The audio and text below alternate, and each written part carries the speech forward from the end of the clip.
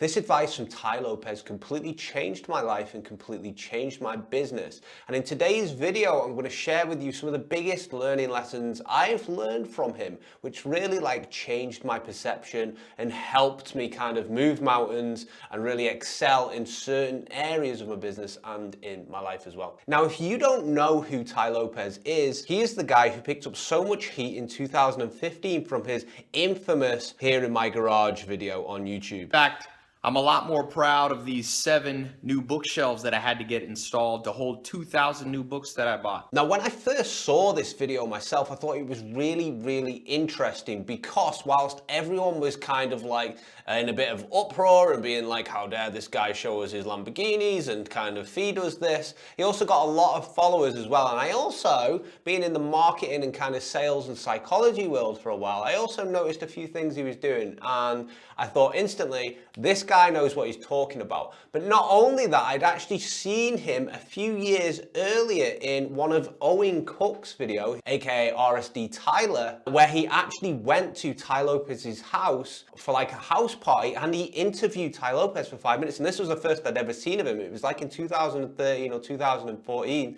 And all I remember thinking is, wow, I'm going to remember that guy's name because he spat some mad value in those few minutes there. I wish I could find the clip, but it's since been deleted from YouTube. Anyway, just from this, I knew he knew what he was talking about. So I started following over the years and I started to pick up some of probably the best advice from a business that I've ever heard. Now, Tai is a massive proponent of actually knowing yourself through and through. He advises that you use personality tests. He advises that you use feedback analysis to truly understand how you work. You have to know yourself if you want to make money. The great business school teacher, Peter Drucker, he said that you can only build on strength, but most people don't know their strengths. And he's the first person I've ever heard who said that. So what I did first of all was actually take the hexaco test. I'm going to link it just below this video here to learn a little bit about my personality. And there's certain different facets on this personality test. And if you score high on the conscientious bit on it, then you're probably kind of made to be an entrepreneur. It's kind of natural for you because you've got the traits of it. And the traits for that are organization,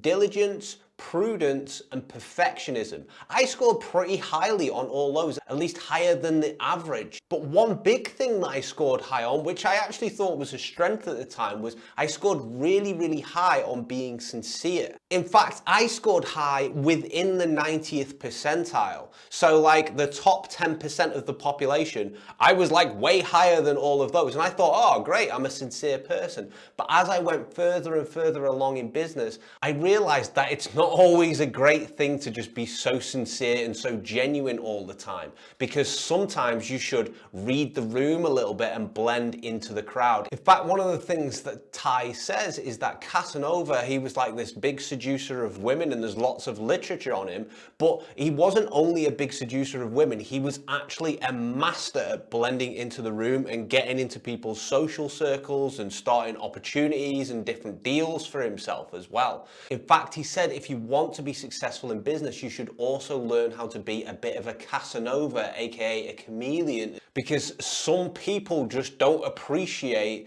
hearing the truth and things like this. It's okay not to tell everyone the truth about what you really think of them. This kind of shot myself in the foot. There was a lot of people I could have actually networked and sweet talked with, but instead I was I know this guy's a friggin' dick, so I'm not going to do any business with it, right? And sometimes I cut my nose off to spite my face. And one of the next most important things that he teaches is that you should learn what really motivates yourself. Now, this is his words, this isn't mine, but he says people are generally motivated by the 4 M's. So the first of the 4 M's is money/material things.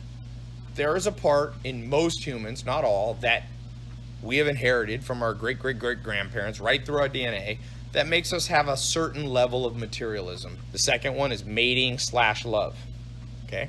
People do a lot of stuff. In fact, Dr. David Buss, evolutionary psychologist, he tells me he thinks all motivation is around this thing. Number 3 is movement/freedom, okay?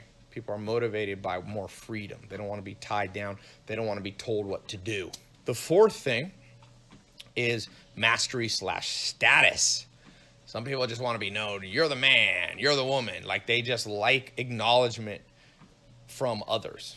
Again, nothing wrong with any of these four as long as they stay in balance. Mastery, movement, mating, or money. And you have to work out which one of those you fit into. Now, out of all the productivity advice of like the Pomodoro technique, just focus on focus, get rid of all distractions, this was actually one of the most potent things which really drove me and actually got great results from whatever I was trying to do. Because I rapidly figured out that mastery and competition is very important to me. I want to be the best at what I do. I'm not really motivated by like women, like mating, because I've already got a girlfriend. I'm not really motivated by money. I am a bit motivated by money, but ultimately I'm motivated by being the best and helping more people, which kind of goes in with like the sincere thing as well. And like, I'm not really motivated by movement either, which is like kind of traveling all over the world. I just purely want to focus on like competition and being the best at what I do. And if I look into the past, I've actually demonstrated a track record of doing this. Any team I've ever worked in the corporate world, I've always been the top of, even when like money wasn't being used as an incentive. So it was all there. So figure out exactly what motivates you. Is it money? Is it, you know, you want to look good towards the opposite sex, which is fine because that's something that Arnold Schwarzenegger used to want as well, hence why he got so like jacked. Is it, you know, being free in the world? What one of these is motivating you? Try and identify it down and then focus on that motivation. Understand that's what will probably get you out of bed. That is one of the most single best productivity tips I've personally ever heard. Another amazing thing that he teaches is that you should be building a moat around your business as soon as possible. And a moat basically means so the enemies, the competition can't get towards it. Now, what does a moat include? Well, it includes land, labor, and capital. Let's start off first of all with land. If you think about a castle, land is around you, okay? And it's the positioning of what's going on around you. So have you got the right board of like advisors around you? Have you got the right mentors in place? Have you got the right network that it doesn't matter what your competition does and it doesn't matter if you go broke tomorrow, you will soon get your money back because these guys will friggin' hire you, they will throw opportunities at you just because you have a strong network and land as well, the right positioning. That's number one, land. Number two, labor, making sure that your team is the highest trained as possible. I see so many CEOs and people that I speak to that continually invest in themselves and they're constantly posting all these things about, guys, you got to invest in yourself, you got to, you know, use all your money for your business and invest in yourself, and they all forget to invest in their team. You are only as good as the slowest person in your crew, and you better make sure that if you are investing in yourself, you also should be investing in the knowledge of your team and the growth of your team as well, so they grow with you, so you don't have to continually pick up their mistakes, and you've actually got a team of A players. Most people can be made into great team players, but there's only a few out there that can be made into outstanding A team players, right? So you better make sure that you are actually got your, even if you've, you know, just by statistical averages, you've just got a bunch of like average people who you've hired in your team, you better make sure you're training them to the most of their potential.